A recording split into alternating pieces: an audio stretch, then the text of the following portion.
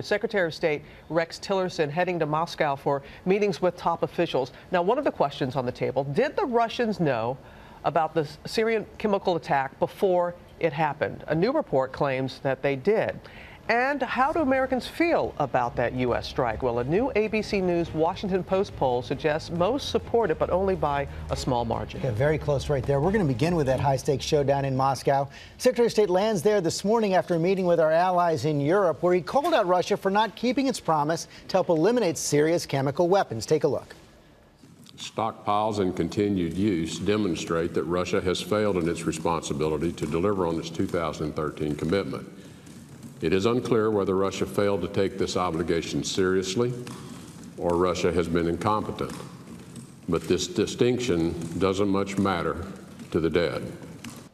Let's bring in our Chief Global Affairs anchor, Martha Raddatz, for more on this. And Martha, there had been some concern during Tillerson's confirmation that he would be soft on Russia, but he's going to Moscow with a very tough message.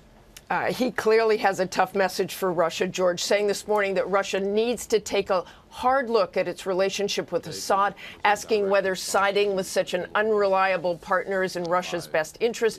Now, the Russians have said to you their support for Syria is not unconditional, but you also had the Russians say that the relationship is lower than it was during the Cold War, and that was even before the chemical weapons attack and before the U.S. missile strikes.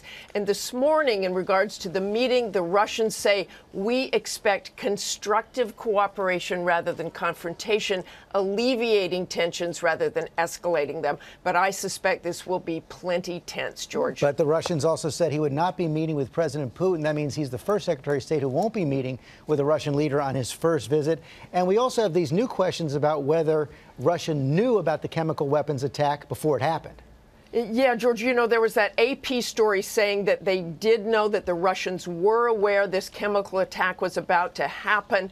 But they now say at this time, the White House is saying at this time, there is no U.S. intelligence community consensus that Russia had foreknowledge of the Syrian chemical attack. So the White House is denying that. But I keyed on the word consensus. We don't know whether or not some of the 17 intelligence agencies actually do believe Russia was complicit. And the secretary also firming up his anti-Assad stance. He's saying it's clear to all of us that the reign of Assad's family is coming to an end.